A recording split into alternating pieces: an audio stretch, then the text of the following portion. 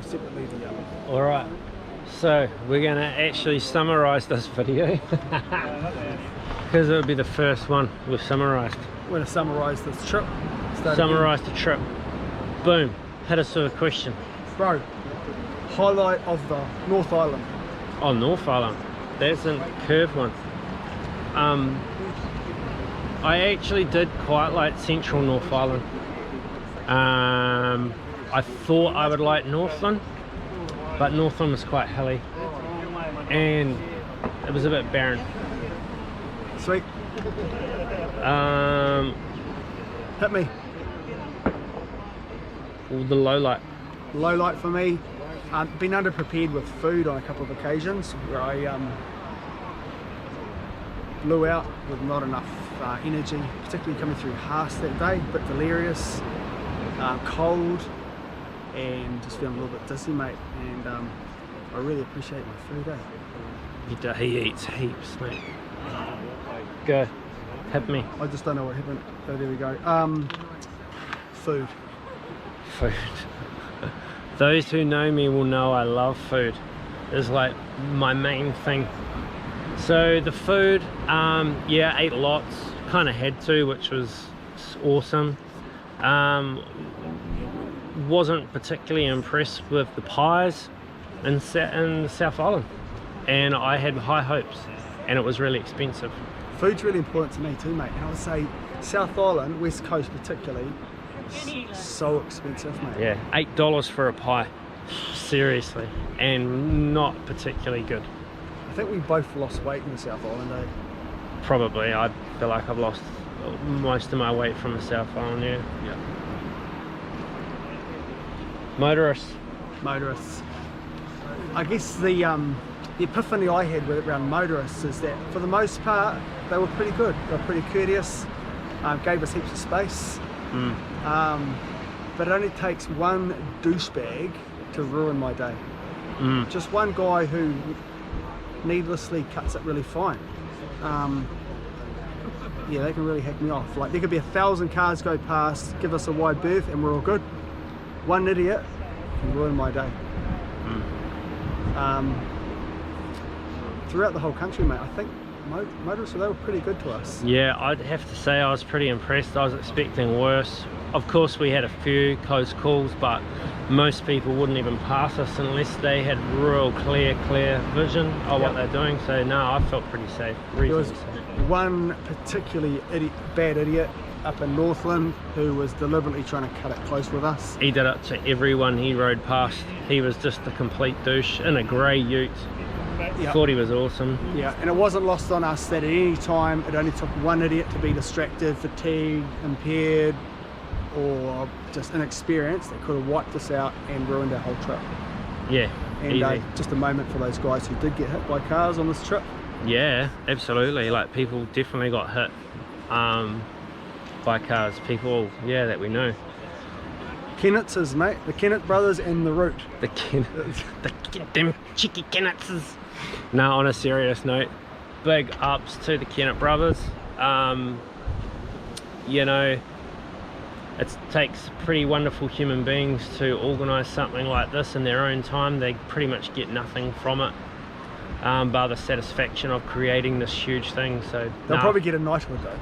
They should get a knighthood. But you're abusing them most of the way down, to be fair. Yeah, I was joking. I was being a larrikin. That's what we do. But deep down, I was like, yeah, no, they are pretty good. But yeah, I was. When we got to tricky parts, I was like, them Kennettses. Like that. Bloody Kennettses. A little bit of a backpedal though, eh? Like, you were like, Kennettses. It was a bit more like that. Yeah, well, it depended on the level of difficulty I was going through. Sometimes it was them cheeky Kennettses, and other times it was them bloody Kennettses. Like that. Anywho. Okay. You, best region? Best region for me would be Central North Island from Aotearoa, Central North Island near Mangakino, through to Ranana. That included the Timber Trail at Bridge to Nowhere.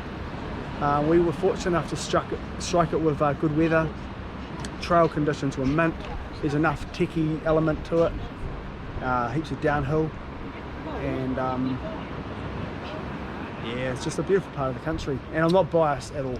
No. I mean, it That's seriously legit. was like the Central North Island was probably not just a highlight for us, but probably for most TA riders. But also, I have to say, like that scenery from Haas Pass onwards, like when you leave Haas, man, those mountains, man, are right next to you, and they're huge, man. Like, that was awesome. And even coming out of Queenstown, Yep, you know, sure. you're riding down a valley that is remote, and there's just mountains right next to you. I mean, all of that stuff is pretty awesome. Pretty picturesque, particularly through the head of Lake Wanaka and Hawea. That was real pretty as well. Yeah, Just all like- around that region, man. The mountains are just massive. Yeah, just needless hills put it here, eh, on some of those roads, Yeah. which we have talked about. We already. have that on a previous video. Yeah, you can see us abusing. It was a screw you segment. Screw you, Otago. But those roads were crap. What's the next one? Should we talk about the least favorite region? Nah, that's not. We've already kind of done that. Ross. Nah, Ross was okay. No, actually, no. Yeah, Ross was average. It was average. Oh, yeah, that was my least favourite part of the trip. Yeah. Those big long straights, before and after Ross, fully. Yeah, and the township, Ross. To be honest, you're not really leveraging the opportunities. Anywho. Hey, how did Lane piss you off the most? Oh, that's a good one. Oh, where do I start? It's like being in the candy shop. Speaking of the candy shop, Being brutally honest here, Lane's quite competitive, as we've already seen, you know.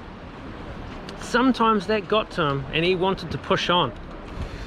So, you know, that if I was being brutally honest, that was the only part really where he annoyed me, is when he really wanted to push on. I'm like, dude, just take a chill pill.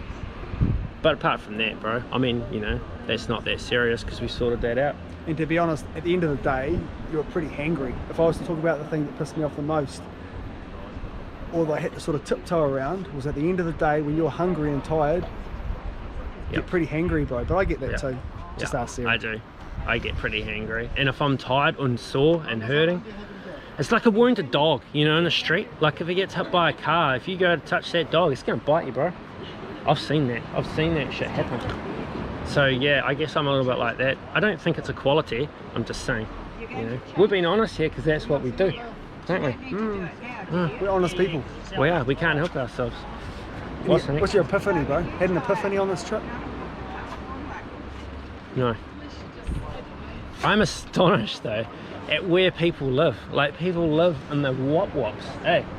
Just out in the middle of nowhere, like riding through all around. Wanganui. Nah, like, but the North Island. Like people just living in the middle of nowhere. You kind of think, what do they do? Anywho, go. Actually, one more epiphany comes back to that dude when I was slogging my guts out up Crown Range, and the dude pulled over and said, you know, he said, you guys are tough, and I was like, nah, well, we're just crazy, and he went, nah, I'd much rather be doing what you're doing than what I'm doing. That was a bit of an epiphany moment, because I was like, yeah, you're right, this is the stuff we dream about. So it's quite easy to feel down at those points, but you know. Anywho, go. Yeah. Fundraising. We've been raising some funds, mate. Let's talk about that. Let's talk about that. So this here, some people would have noticed the helmet maybe, but this here is a special helmet. This is going to be my keepsake probably forever. So this helmet was sent over to Kerala in India and painted by the kids at St. Mary's School, which is a charity that not charity, it's my give a little cause, it's my little thing, raising money to get these kids to school. I've been super stoked.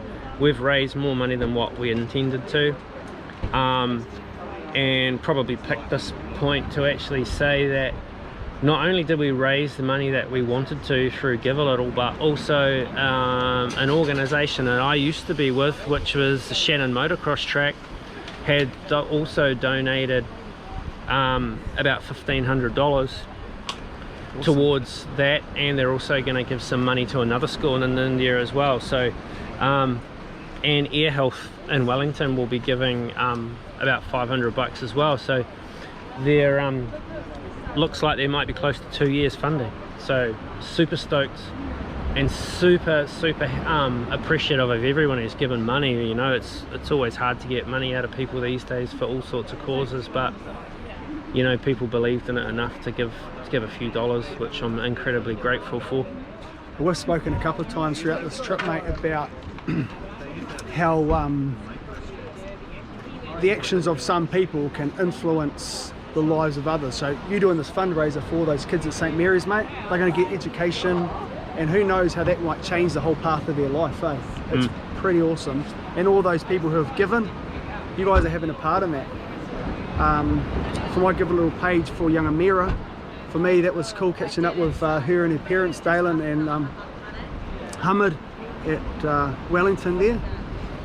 And it's been heartwarming just to see the level of generosity, empathy given by the Facebook community and my friends and just people out there in New Zealand who just want to give. And I hope too that your giving will, you know, you reap what you sow. You know, what goes around comes around. I hope that's true for you guys.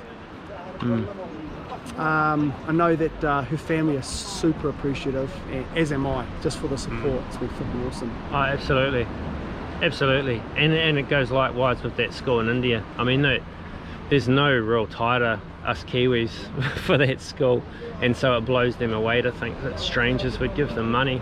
Yeah. So what you guys have done for both Amira and the school is phenomenal. Like, just to give away money like that. Yeah. Mate, and just as we rode into the finish here, mate, I loitered back at, you know, a couple hundred metres back from you, mate, and I was just grateful to have finished this trip, mate, without getting hit by any cars. You know, and I thank God for His protection for that, and for the people that we, you know, praying for our safety on this trip. Grateful for that. It's we're pretty blessed to live in this country, and to have been able to ride from top to bottom and just see this awesome ass place that we live in has been super awesome. And last but by certainly not least, our families, mate. Oh, absolutely. Yeah. And we've said thank you to our wives and kids, but you know, you can't say thank you enough. Thank you to everyone that's allowed us to go on this trip. You know, my staff included. You know, super grateful to the people that can take care of the things for us while we're away. Super excited to get home to family. Absolutely. Love you, Sarah. Thank you for letting me do this trip, mate. Yeah, you've been awesome. Love you. Peace out.